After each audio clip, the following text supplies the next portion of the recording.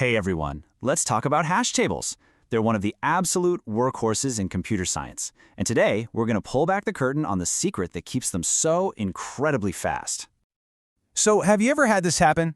You're using a hash map, or maybe a dictionary in Python, and everything is just boom, instant. It feels like magic. But then, out of nowhere, there's this weird little stutter, a tiny pause, and then it's back to being super fast. Well, that little pause isn't random. We're going to figure out exactly what's going on right now. Okay, so to get our heads around this, let's use a really simple analogy. Imagine your hash table is like a library, and it's got a set number of shelves. In the world of computer science, we don't call them shelves, we call them buckets. Same idea. Now, every time you want to store something, a book in our library, a special rule called the hash function acts like a super smart librarian. It looks at your book and says, aha, this one goes on shelf number 7. And in a perfect world, every single book gets its very own spot. That's what makes finding things almost instantaneous.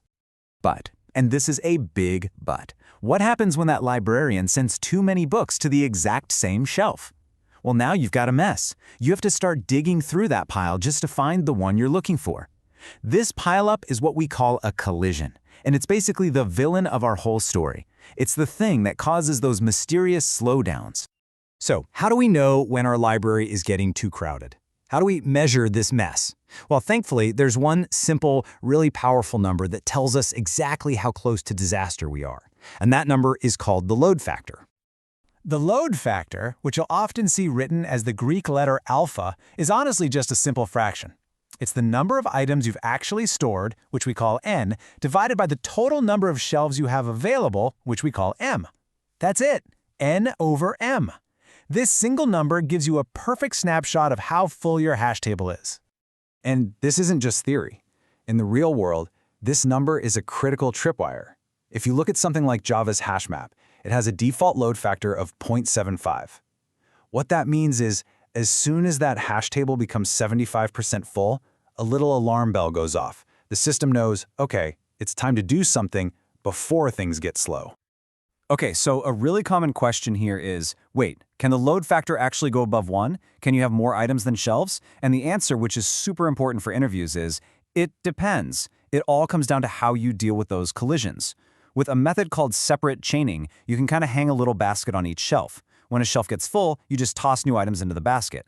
In that case, yeah, your load factor can totally go above 1.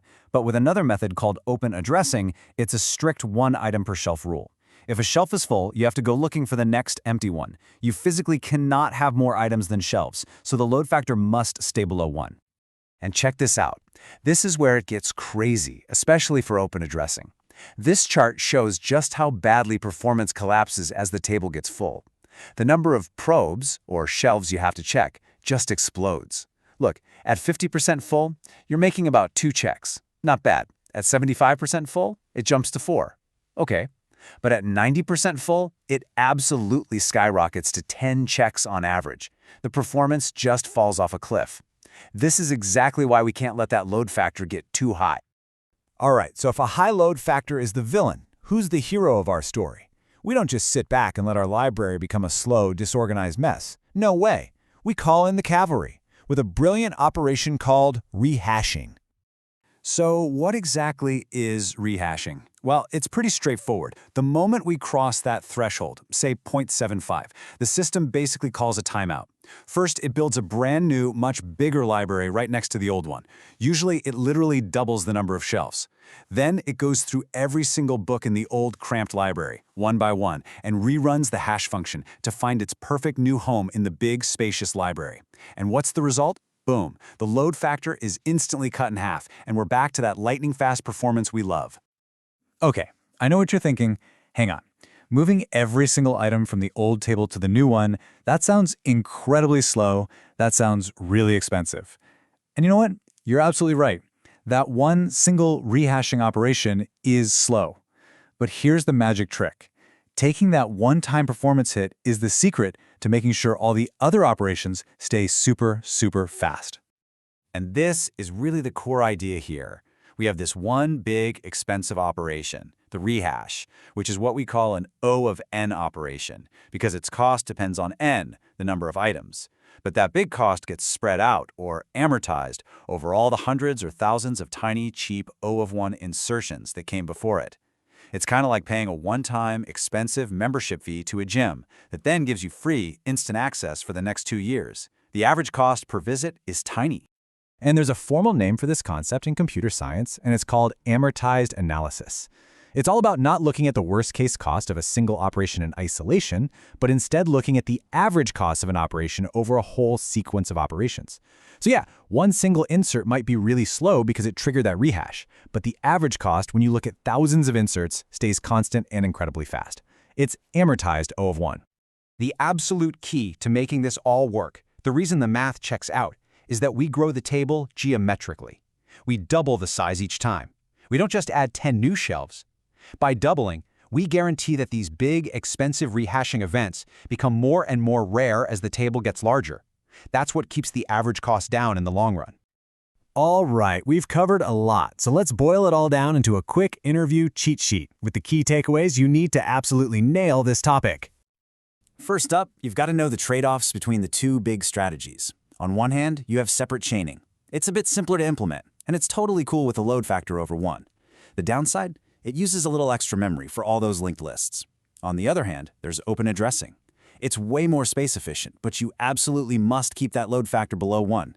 Plus, deleting items is a pain. You have to use these special markers called tombstones so you don't break the search chain. Okay, so when the interviewer asks, here are your 4 home run talking points. Number 1, nail the definition. Load factor is alpha equals n divided by m, the number of items over the number of buckets. Number 2, explain that rehashing is the magic that maintains an average, or amortized, O of 1 time complexity. Number 3, don't forget the worst case. Acknowledge that if you get a terrible hash function and everything collides, you're back to a slow O of n search. And finally, number 4, be ready to contrast chaining, where the load factor can be greater than 1, with open addressing, where it absolutely must be less than 1. And that really leaves us with one final, interesting question. You can see there's this constant battle between space and time, right? If you set a really low load factor, like 0.5, your table will be super fast, but you're wasting half your memory. If you push it higher, to say 0.9, you save a ton of space, but you're living on the edge of that performance cliff. So, knowing all this, what do you think is the perfect load factor? There's no single right answer. It all depends on the problem you're trying to solve. Thanks for tuning in.